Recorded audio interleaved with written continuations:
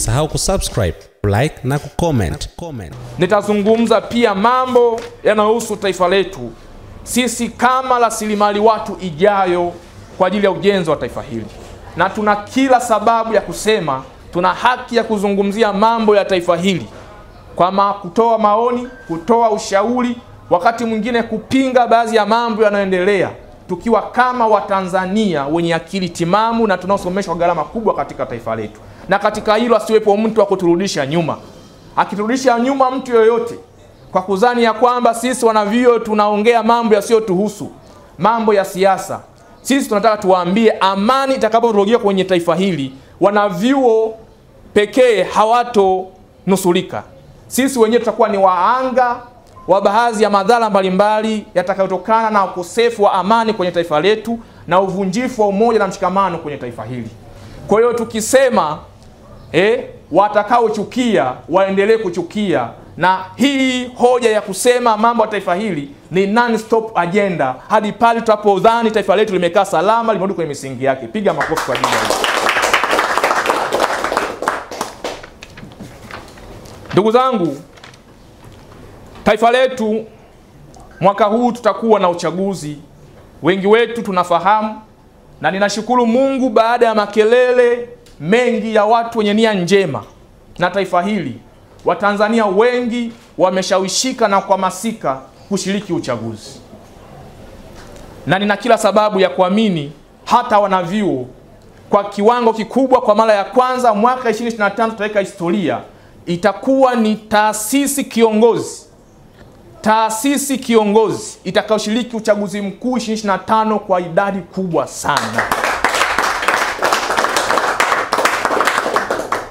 Sasa tunataka tuzungumze machache yanayohusu uchaguzi mkuu. Uchaguzi wetu sisi katika taifa letu, tuna matarajio ya kuona kwamba tutafanya uchaguzi kwa nia njema ya kujenga taifa na si kulibomoa taifa. Tuna matarajio ya kuona kwamba kila shughuli inayofanywa wakati huu kabla ya uchaguzi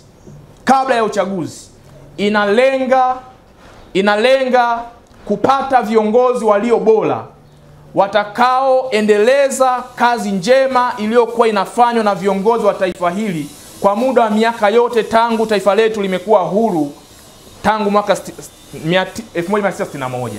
Sasa tunataka tuwakumbushe kwamba demokrasia ndani ya taifa letu, sisi wanavyuo tunamchukulia kama mteja wa nyumba anayetafuta wakandarasi ama mafundi wa kumjengea nyumba yake.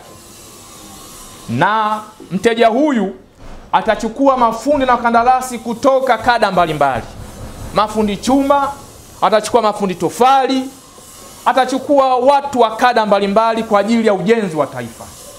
Sasa demokrasia katika taifa letu linahusisha viongozi wa Tanzania na watu wa vyama mbalimbali kwenye taifa letu. Hivyo tuna kila sababu ya kuamini kwamba kazi ya mteja huyu anayeitwa demokrasia inapaswa kufanywa kwa hekima, weledi na umahiri wa hali ya juu kwa ajili ya ujenzi wa nyumba iliyo bora ambayo Watanzania wanatarajia kuishi hapo baadaye. Piga makofi kwa ajili. Wapo mafundi wanaotoka CCM, wapo mafundi wanaotoka Chadema, wako mafundi wanaotoka ACT, wako mafundi wanaotoka Chauma na vyama vingine vyote vya upinzani na vyama tawala katika taifa letu. Maana yangu ni nini? Maana yangu ni kwamba hawa wote wameajiliwa na demokrasia wajenge nyumba ambayo itakuwa ni kimbilio la Watanzania wote. Wajenge nyumba ambayo itamstiri kila Mtanzania katika taifa letu. Wajenge nyumba ambayo kila Mtanzania atakuwa proud of ama atajivunia uwepo wa nyumba hiyo. Lakini tunapata mashaka kwa aina ya mafundi ambao baadhi ya mafundi ambao wamepewa tenda hii ya kuijenga Tanzania na huyu mwajiri anaitwa demokrasia, kwa namna ambavyo wanaijenga hiyo nyumba ambayo Tanzania sisi tunatarajia kuiona baada ya muda mchache. Tunapata mashaka sana.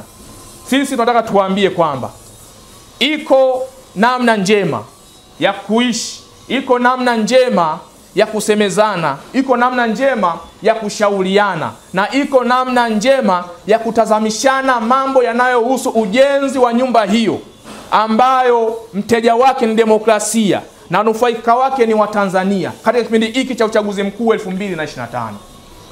Na namna njema yenyewe katika wakati huu wa ujenzi wa nyumba hiyo ya Tanzania inayokuja, hatupasi kuwa mafundi tunaotumia matusi tukiwa site. Hatupasi kuwa mafundi tunaotumia vitisho tukiwa site. Hatupasi kuwa mafundi ambao tunatakiana mabaya tukiwa site. Wote kwa pamoja, lolote tunalolisema, tunalolitamka, tunalolitafakari na kuliwaza, likaangalie matarajio mema ya Watanzania walio wengi kwa sasa na kizazi kijacho. Piga makofi kwa ajili yao. Hapa Tanzania hakuna Mtanzania mpumbavu anayekosa akili ambaye ukimwendea kwa staha ya ulimi atashindwa kujua nia njema uliokuwa nayo uliompelekea ya kutaka wewe kuliongoza taifa. Hapa Tanzania hakuna Mtanzania mpumbavu ambaye anastahili kufokewa na kuambiwa hana akili, ni mjinga, ni mpumbavu na ni mwoga, eti kwa sababu unataka akuamini una uwezo kuleta mabadiliko kwenye taifa letu. Tanzania hapa hatujafikia hiyo hatua ya kuzani watu wote wanapaswa kufokewa, wanapaswa kutukanwa, wanapaswa kupatiwa sumu ili kusudi waone nani anastahili kuwa kiongozi bora. Hatujafikia hiyo hatua. Tanzania yetu bado tuna kila sababu ya kuamini kwamba amani tuliyokuwa nayo si kwa sababu ya uoga wa watu wanaosema. Sisi ni watu tuliojengwa katika misingi ya ustaarabu na masikilizano, katika misingi ya uvumilivu na ustahimilivu. Hakuna mtu awaye yoyote kati yetu ambaye anadhani pasipo kuwa na uoga ama kwa kutumia uoga tunaweza kufanya mabadiliko kwenye taifa letu. Hapana.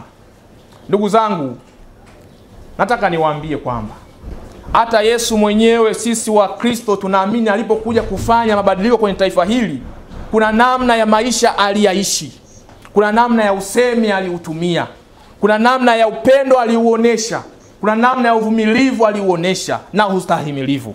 Na hiyo ndio njema ya kuleta mabadiliko katika jamii yoyote ile ambayo wewe unaiwazia mema. Huwezi ukaleta mabadiliko kwenye jamii kwa kuwagawa na jamii. Huwezi ukaleta mabadiliko kwenye jamii kwa kuwafokea. Huwezi kuleta mabadiliko kwenye jamii kwa kuwatukana.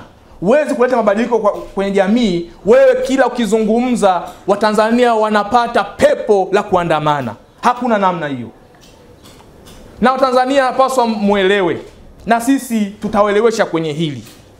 Yeyote mwaka huu utakapoona umepata fursa ya kumsikiliza na mara baada ya kumsikiliza unapata pepo la kuandamana, huyo sio kiongozi, mkemee.